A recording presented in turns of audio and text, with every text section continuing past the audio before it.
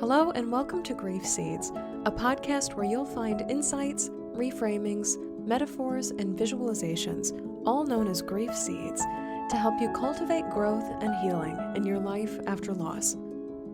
My name is Shelby Forsythia. I'm an intuitive grief guide and author, and on this show, I'll share insights from my interactions with clients, wise words from fellow grievers, and personal stories from my own life, with the hope that they transform your grief as they have transformed mine. Because even when it doesn't feel like it, we are planting the seeds of growth in the midst of great pain and heartache. Your grief is welcome here. Hi there, grief growers, and thank you so much for joining me again today on Grief Seeds. Today, I want to offer you a release from a way of thinking, and that is thinking of grief as a self-improvement project. This is something that I butt into so many times for myself on my own grief journey, not to mention when I'm working with clients. It's this pressure, it's this obligation, it's this story that my loss must make me a better person. And granted, grief growers, we probably know people in our lives, whether fictional or non-fictional, who have made something of their grief, whose lives appear better because of the fact that they have grieved. But here's the thing as well, we probably also know people whose lives have been made worse, or bitter, or terrible, or stuck, or numb because of grief. Grief in and of itself is not a self-improvement project. If it were, everyone who has ever grieved would be a picture of triumph,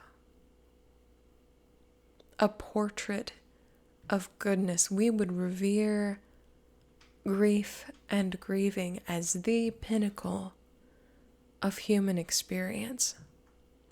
But when we look around in the real world, we can see that grief can be a self-improving experience, but that is not guaranteed.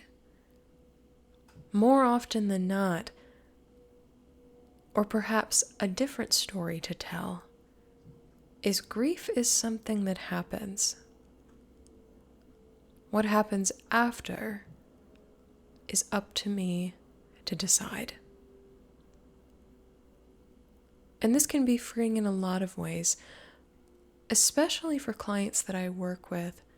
It's an opportunity to free yourself from the pressure to make grief work for you on your behalf, to morph or alchemize grief into something powerful and transformative and good. Sometimes grief it's just not good. It's not something we want to be experiencing. It's not something that we feel is helpful to us. It is not always revealing truths that we want to hear or that we want to know about ourselves and our lives and the way we operate in the world. Sometimes grief does not exist for our benefit. And this is freedom from any sort of pressure you may feel to chase that book, to listen to that podcast or even this podcast, to attend that workshop, to go on that retreat. Because the goal of grief is not, I need to make something of this. I need to make something good of this. It's, I need to feel this. I need to allow this to be true. And whether or not that truth is good or bad, that's for you to decide.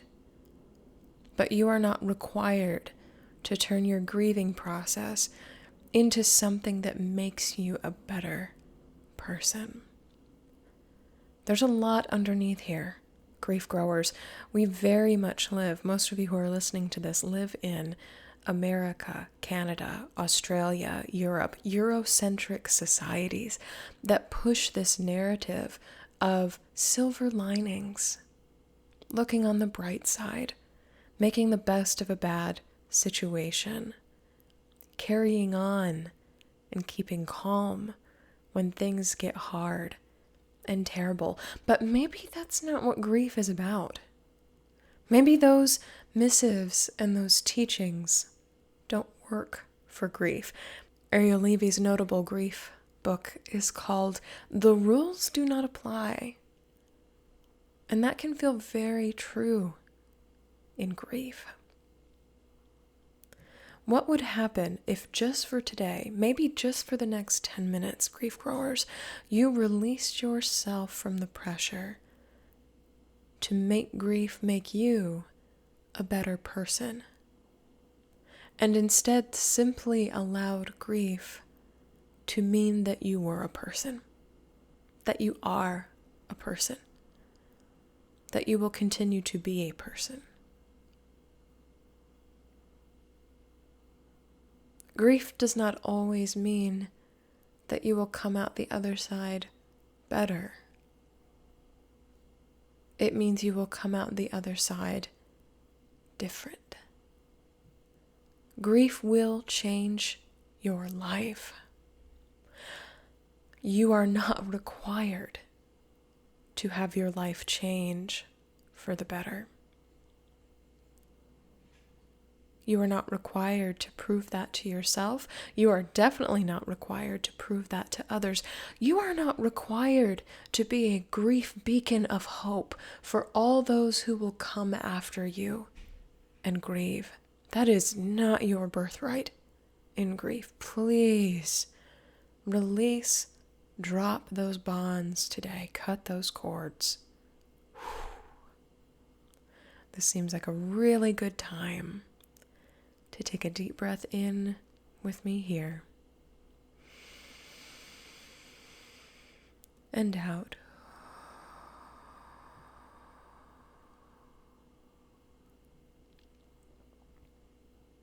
May you, grief grower, know that your loss does not exist to make you something different or better than you are.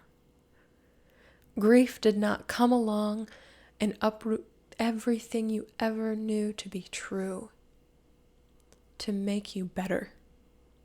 Maybe you didn't need to be made better. You didn't need this loss to become a good person. May you know that to be true. Your goodness is inherent before your loss, in the midst of your loss, and after your loss. Grief does not exist to make you good, to make you better than good.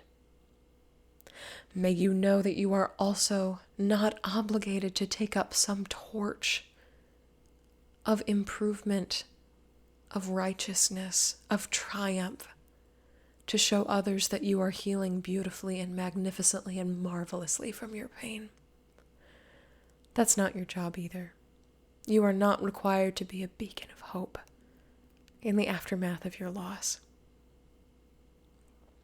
May you know finally and surely that grief is something to experience, to observe, to look at, to be curious about. It is not a force that you need to harness and make work for you. Just like you, grief wants permission to be free, to be what it is, to grieve, to deliver messages of life after loss, to tell you things you need to hear, to bring up memories, to break old stories, to make new ones.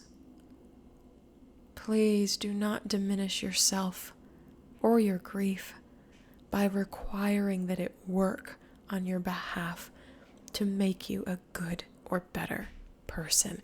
Grief is not your self-improvement project, grief growers. Today, may you know this deeply and fully to be true. In this moment, I invite you to release yourself from the expectation that grief makes you a better person, that your loss exists to improve you or your life.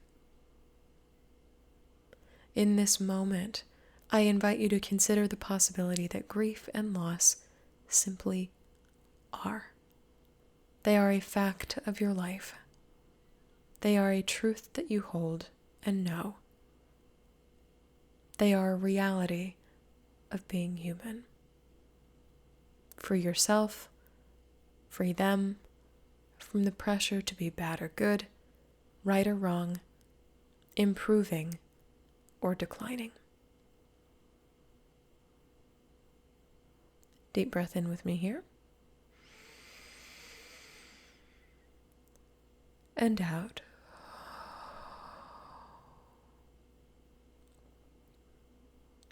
Thank you so much for joining me today on Grief Seeds.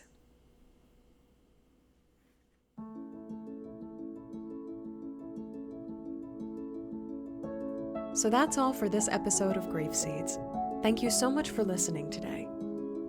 You can find additional grief support at shelbyforsythia.com or by following me on social media at shelbyforsythia on Facebook and Instagram. If this podcast helped you in your life after loss, please leave a review and subscribe on Apple Podcasts, Spotify, or wherever you listen. And be sure to share Grief Seeds with a friend, because you never know what someone you love is going through. A huge thank you to my Patreon supporters for financially keeping this podcast on the air. If you'd like to support Grief Seeds on Patreon through a yearly or monthly pledge, you can do so at patreon.com/shelbyforsythia. My Patreon supporters get access to behind-the-scenes content, including a once-a-month grief support call with me and 5 90-minute workshops with topics decided by grievers themselves. Again, that website is patreon.com/shelbyforsythia. Music for Grief Seeds is performed by Addie Goldstein. As always, my dear grief growers, it was beautiful sharing this space and time with you today. I see you. I am so proud of you and the work that you're doing in the world. And I love you. Because even through grief, we are growing.